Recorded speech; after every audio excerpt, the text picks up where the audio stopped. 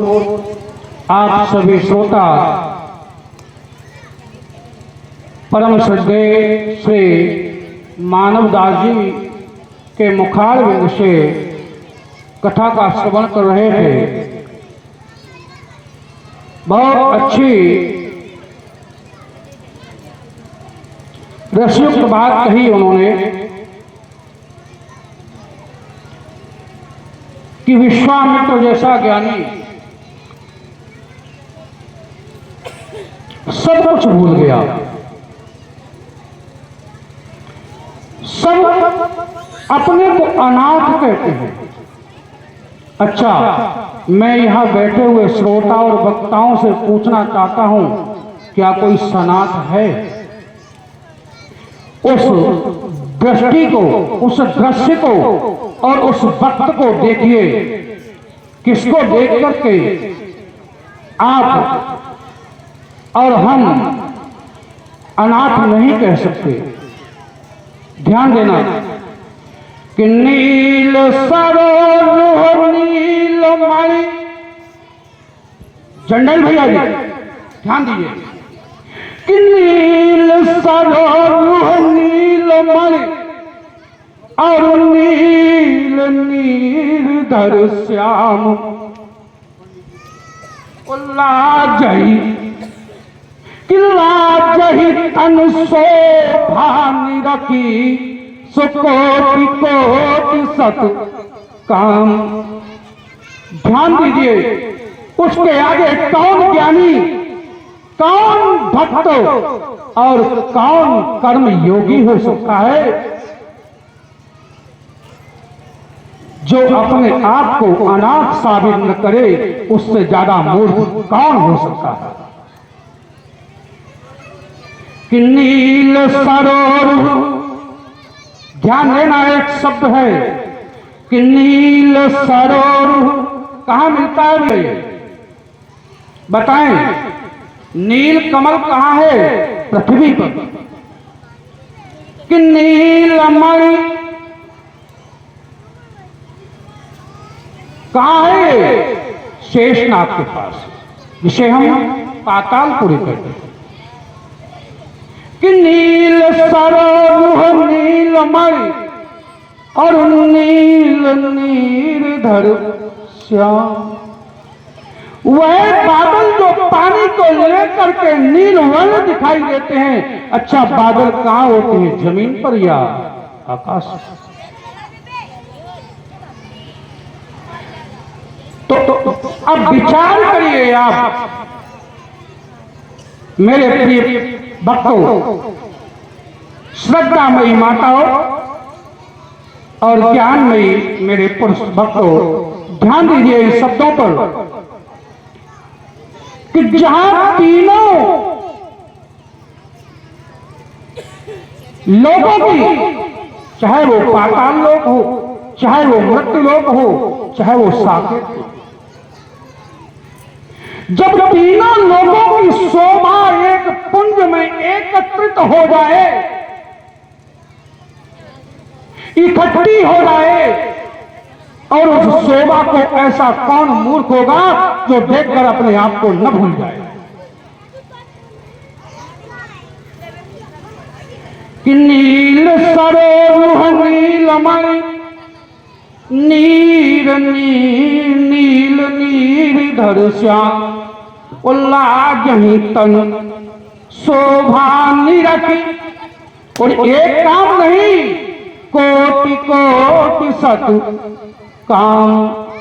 ऐसी भगवान की वह परम प्रिय मूर्ति स्वरूप को देख करके सभी अपने आप को सनाथ नहीं अनाथ कहेंगे, क्योंकि अनाथ कहने पर ही भगवान की कृपा होगी, और जब भगवान की हमारे ऊपर भगवत प्रेमी कृपा होगी तभी हम सनाथ हो पाएंगे। विचार तो यह है भगवान की उस सौंदर्य का वर्णन, चाहे वो परशुराम हो, चाहे वो राजा दशरथ हो, चाहे वो विश्वामित्र हो। ऐसी शोभा को देख करके सभी अनाथ ही सिद्ध अपने आप को करते हैं। अब चलते हैं उस प्रसंग की ओर जहां हमारे पूर्व वक्ता छोड़ गए।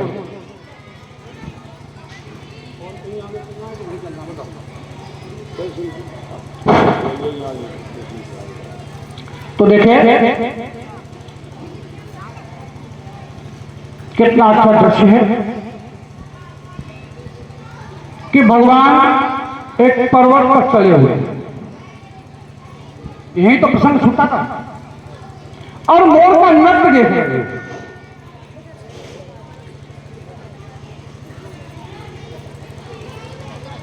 वहीं से प्रसंग उठा लेते। भैया थोड़ा हमारे नन्हे मुन्ने बालक पीछे ध्वनि कर रहे हैं, उनको डांटना नहीं है, समझाना है, क्योंकि बालक ब्रह्म का स्वरूप होता है।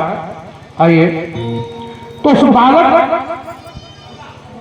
राम और लक्ष्मण जब उस पर्वत पर ऊंचे पर चढ़ करके देखते हैं तो एक विचित्र तो दिखाई देता है।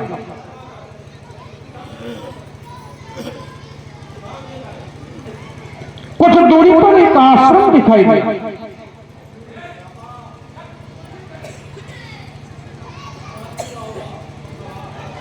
आश्रम एक दीख मागो माई,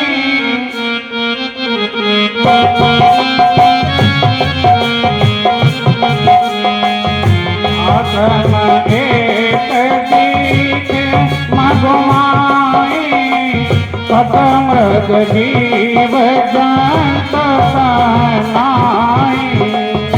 आश्रम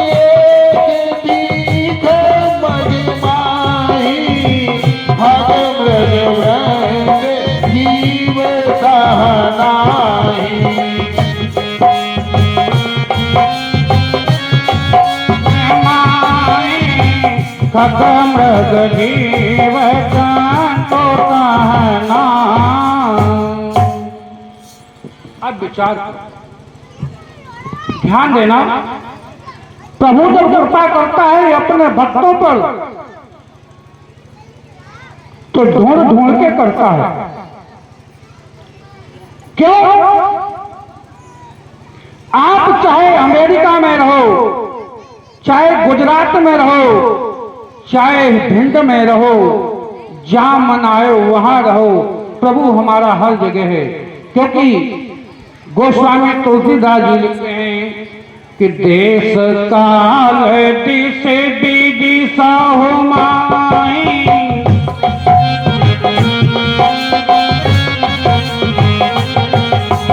देश काल दिश दिशा हो माई, कहो सो काजा हरे नाम।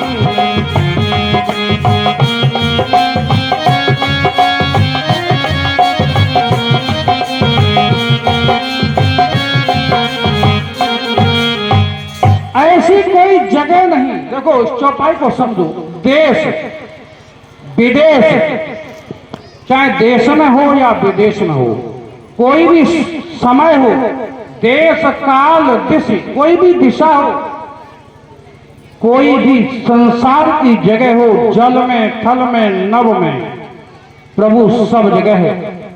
इसलिए प्रभु ने अपने भक्त को ढूंढ लिया, क्योंकि